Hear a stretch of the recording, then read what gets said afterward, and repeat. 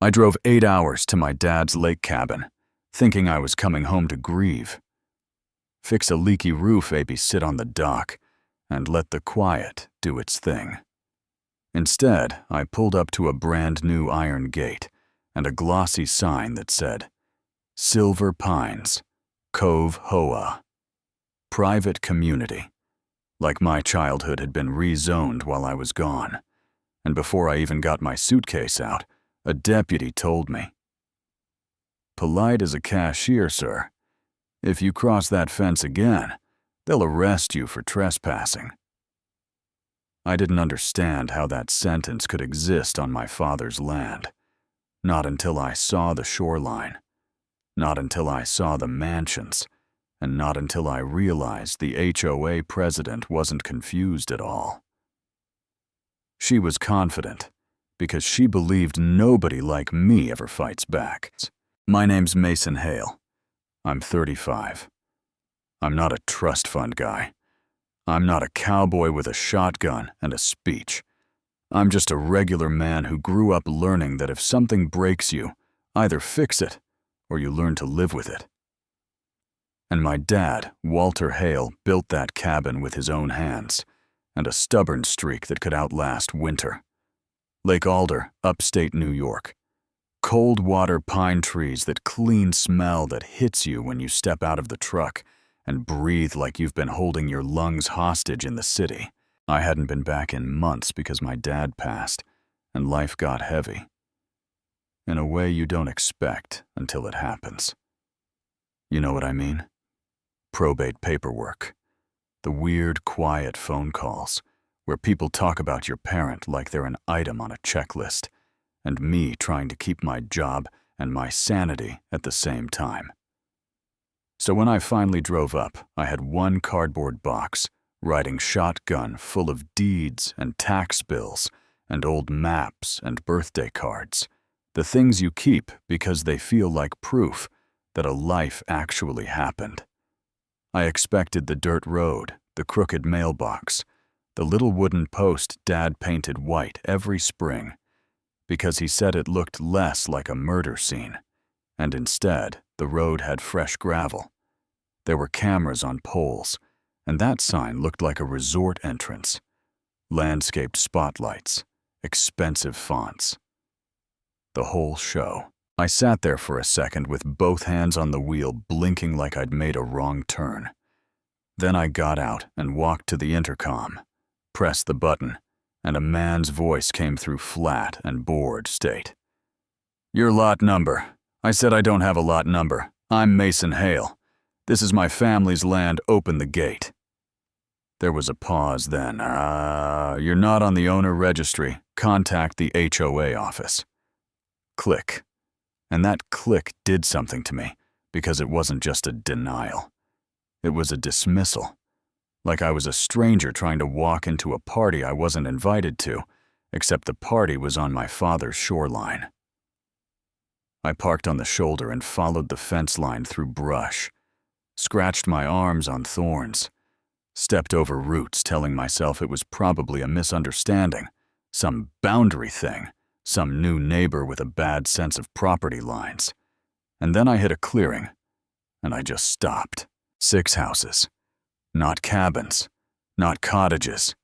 Full-on luxury homes, with glass walls and stone chimneys, and decks hanging out over the water like they owned the horizon, and each one had its own dock, neat and straight, like they were designed by someone who never once built something with a level from the hardware store and a prayer, and where my dad's crooked dock used to sit. The one we built when I was 12, leaning a little left because we eyeballed it like geniuses. There was a smooth little private beach and a sign that said, "Residents only." My stomach dropped. Then my skin went hot. Then I felt that weird numbness you get when your brain is trying to protect you from the fact you might lose it right there in the dirt. I pulled my phone out and started taking pictures. Fence signs, house numbers, docks, anything. Because part of my job is digging through public records for insurance disputes. I'm basically a professional paperwork bloodhound, and I've learned the hard way that if you don't document the first moment you see something wrong, someone will try to convince you that you imagined it. I was mid-photo when a guy stepped onto one of the decks, 40-something tan, like he paid for it, wearing a quarter-zip sweater that probably cost more than my monthly groceries. And he yelled, "Hey, get off my property!" I yelled back. "This isn't your property. This is Hale land." He laughed, actually laughed, like I'd told a cute joke, then shouted, "I paid $2.6 million for this house. You're trespassing. I'm calling the cops." I said, "Great, call them. And while you're at it, show me your paperwork." His smile tightened, and 2 minutes later a security guard rolled up in a golf cart, wearing a badge that said, "Private Security," and he kept his voice polite, but his eyes hard, "Sir, you need to leave HOA property." I told him, "This is my family's shoreline," and he nodded like he'd heard that line 1,000 times. "Then you need to handle it through the HOA office. If you don't leave, I call the sheriff." So I left because I'm not giving anyone the satisfaction of turning me into a headline, and I drove to the actual cabin farther back in the trees. And even that felt wrong because the road had been graded smooth, like someone erased the bumps Dad and I used to complain about. I unlocked the door, smelled cedar and dust and old coffee, and for about 30 seconds, I let myself pretend this was grief, messing with my head. Then came the knock, 58 a.m., sharp, rude, like someone was angry at my door for existing. I opened it, and there she was. Kendra Sloan, HOA president, dressed like a real estate agent, heading to a photo shoot. Cream blazer, perfect hair, glossy lips, and behind her, a deputy standing a little too close hand, hovering near his belt, like I might suddenly turn into a threat. Kendra smiled at me, the way people smile when they're about to ruin your day, and enjoy it, sir. "Mr. Hale, I'm Kendra Sloan, president of Silver Pines Cove Homeowners Association. We received reports you were trespassing on HOA-managed shoreline yesterday." I blinked because the nerve of it was almost impressive. "That's my shoreline." She held out a sheet of paper like she was presenting the dinner check. "Notice of violation, $980, unauthorized entry." I stared at it, then looked at her. "You woke me up at 6 in the morning to find me on my dad's land." Her smile didn't move. "The records show the shoreline. Parcel was legally acquired. If you continue to interfere with residents, we will pursue legal action." The deputy cleared his throat like a quiet warning, and I felt my face heat up, that urge to shout rising fast. But I swallowed it, because the second you get loud, you become the story they want. So I said slow, "Who acquired it, when, from who?" She leaned in, just a little voice. "Syrupy from your father." Properly recorded. "You can call our attorney." Then she turned and walked away like she'd returned a library book. Not dropped a bomb on my life. I wish I could tell you I went full movie mode, right then stormed into some office, demanded justice, but real life doesn't work like that. Real life is you sitting at an old pine table staring at a fine notice while your dad's coffee mug sits in the sink, and you feel stupid for not being there to stop whatever happened. Then you get up anyway, because if you don't, they win by default. I opened that box I brought, pulled out the deed, the old hand-drawn map Dad kept. Like it was treasure tax bills. Everything. And the story Kendra told didn't fit. Because in 2019, my father was in and out of the hospital. He got tired, walking up the cabin steps. He wasn't meeting with developers to sell shoreline, like it was an extra set of tires. So I went to the county clerk's office and asked for every recorded document tied to our parcel.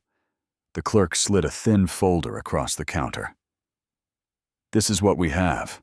Inside was the original deed, and then a newer transfer document, a warranty deed dated September 2019, transferring 12 acres of shoreline to Silver Pines Development LLC. And at the bottom was a signature that looked like my dad's name, if you'd only seen it once in bad lighting, and you wanted to believe it. The loops were too neat, the pressure too even, like someone drew it instead of wrote it, and my hands started shaking. Not fear, anger, the careful kind that makes you quiet. The fines started coming faster after that, like Kendra could smell. I wasn't backing down. $300 for parking on HOA roadway, even though that road used to be ours. $600 for posting unauthorized signage because I taped a laminated copy of the deed inside my windshield, like a petty little protest. Then the big one, a letter from the HOA attorney on thick paper with that aggressive tone that's meant to scare you into compliance. Cease and desist. All harassment of residents further trespass will result in criminal complaint. The funny part is I wasn't harassing anyone. I was photographing my own shoreline from behind a fence like a man watching strangers live inside his childhood. Yeah, that happened. That's when I called a lawyer Danielle Price, mid-40s no-nonsense voice, the kind that makes you sit up straighter even on the phone. I told her everything expecting her to say, "It's messy, move on." But she didn't. She said Mason. If that signature is forged and the boundary is manipulated, that's fraud. But we need two things: a survey and a forensic handwriting analysis. She told me the cost, and I won't lie. I felt my throat tighten because I'm not rich. And rich people war is expensive, but she said something that stuck with me. Then don't fight like a rich person.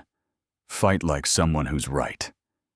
So I started building a case like my life depended on it. I dug up my dad's old checks, his hunting license renewals, birthday cards where he signed "Love Dad" with that sloppy flourish he always did. And I sent copies to a forensic document examiner, Dr. Lila Fenwick. Then Danielle hired a licensed surveyor, Marcus Keene. Sunburnt forearms, calm eyes, GPS equipment that looked like NASA dropped it off. We walked the property line, checked old markers, matched coordinates to the legal description. And when we reached the fence line near those luxury docks, he stopped, stared at his screen, then looked up at me and said, "They're not close. They're in." My mouth went dry. "How far?" He tapped the tablet. 180 to 240 feet. Depending on the lot. I didn't even know how to process that because it was so bold. It felt stupid. Like, how do you build 6 houses 200 feet into someone else's land and act like it's an oops? Then Dr. Fenwick's report came back, and it wasn't an oops at all. Danielle called me, and I could hear a tight little satisfaction in her voice.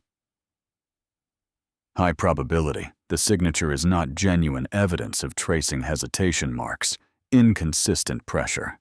I sat on the cabin steps, phone pressed to my ear, looking out at the trees. And for the first time since Dad died, I felt something besides grief. I felt purpose, like, okay, this is what you do. You keep your promise. You don't let them erase him with paperwork. But I still needed the link that would make it impossible for Kendra to play innocent. We tracked down the notary listed on the deed, Glen Rowe, a small-town notary with an office wedged between a laundromat and a vape shop. And when Danielle put the forensic report on his desk, his face drained of color, like someone pulled a plug. He opened a ledger, flipped to the date, his hand trembling. "I remember the appointment," he said. "A woman set it up. Said her client wanted privacy. Said it needed to be quick. Danielle asked, calm. Name. He swallowed Kendra Sloan. Then he added the detail that made my stomach twist. She paid cash $600, said it was for after-hours convenience. I didn't photocopy the ID I should have. Danielle didn't yell. She didn't need to. She just nodded like she'd been expecting it, and Glenn sat there staring at the desk like he'd aged 10 years in a minute. That should have been enough, but life decided to toss in another twist, the human kind. That night, a man showed up at my cabin around 8:30, headlights cutting through the trees, and he introduced himself as Warren Pike, one of the homeowners. Late 50s expensive jacket, nervous hands. He said, "Fast, I'm not here to threaten you," like he'd rehearsed it. I'm here because something's wrong. Kendra told us the land was clean, but I heard her on calls. She's panicking. And I found an email she sent to the board that said, "We need to bury this before it becomes a precedent." He handed me a printed copy, fingers shaking, and then he said the part that hit me right in the chest. I have kids, I can't lose my house, but I also can't pretend this doesn't matter. That's when my emotions shifted, because up until then, it was me versus them. But now, it was a whole community built on one lie, with families trapped inside it. Some innocent, some not, and Kendra sitting at the center like a spider in a pretty web. She made her big mistake when she called an HOA meeting to ban me from HOA property, like she was swatting a fly.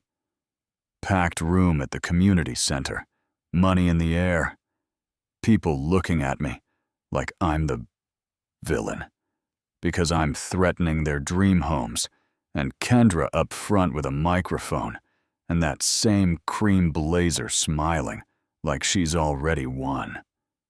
She opened with, "We're here to address false claims made by an unhappy heir," clicked a remote, projected the deed onto a screen. "This document proves lawful ownership," then looked at me like I was a child.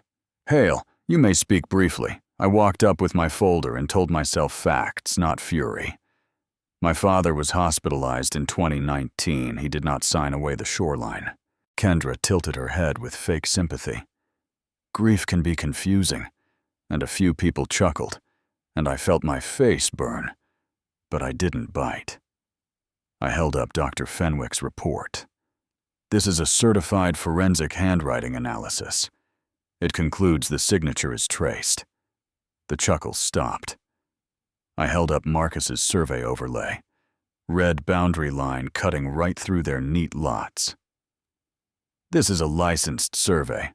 Your homes are built inside my boundary by up to 240 feet. A woman in the third row stood up, voice sharp with panic. "Are you saying my house is on stolen land?" Marcus stood and said, "Calm. I'm saying where the line is." Kendra tried to smile through it. "Surveys vary, handwriting. Changes with illness, like she could talk the room back into comfort." Then Danielle dropped the notary piece. "He admits he accepted cash and did not retain proper ID verification. He states you arranged the appointment." Kendra laughed loud and wrong. "This is absurd." Then she leaned into the mic, eyes flashing, and she said the sentence that killed her career in real time. The Hale family didn't deserve that shoreline sitting empty. Someone had to do something with it. Silence thick and sudden, and Danielle asked, quiet as a knife, "So you took it?" Kendra blinked, realized too late what she'd admitted, and the room shifted like a flock of birds changing direction all at once. People whispering, turning, realizing the real threat wasn't me. It was the woman who sold them a dream built on theft. Court moved faster than I expected, because the evidence was stacked like bricks. Survey forensic report, notary testimony, that HOA meeting recording, where she basically confessed motive into a microphone. The day the judge read the verdict, Kendra still showed up in a cream blazer, still tried the smile, still acted like she was the adult, and I was the inconvenience. Then Judge Harper tired eyes. Zero Patience looked down and said, "The court finds fraud and forgery damages totaling $5 million. Kendra's smile cracked like glass. Her lawyer grabbed her arm. She yanked away, eyes darting around the courtroom like she was searching for an exit that didn't exist. Then the judge added calm as a door closing. These findings will be referred to the district attorney for review, and Kendra stood so fast, her chair screeched, and for one sharp second, she looked right at me with pure hate, then pure fear. And I realized she wasn't powerful anymore. She was just caught. Now here's the part people don't talk about, and it's the part that keeps me up at night. Winning doesn't magically unbuild 6 houses. There are families in them. Kids' rooms painted blue, Christmas lights on decks. People who paid in good faith, and also people who laughed when I got fined at 6 in the morning. People who treated me like trash because it was easier than admitting they might be living on stolen land. My lawyer tells me I can force demolition, I can demand leases, I can negotiate buyouts, I can play hardball, and every option has a price that isn't just money. It's principle, it's mercy, it's what kind of person you become after you finally get the power back. So I want to ask you straight, because I'm still living inside this question. If you were me, would you make them tear the houses down? Because what's wrong is wrong. No exceptions. Or would you lease the land to the homeowners and let them stay, because not everyone was the villain? And if you do that, what do you do with the ones who cheered while the HOA tried to bully you off your own history? Drop your take in the comments. Tell me what's right, what's fair, what justice should look like when real lives are tangled up in someone else's fraud.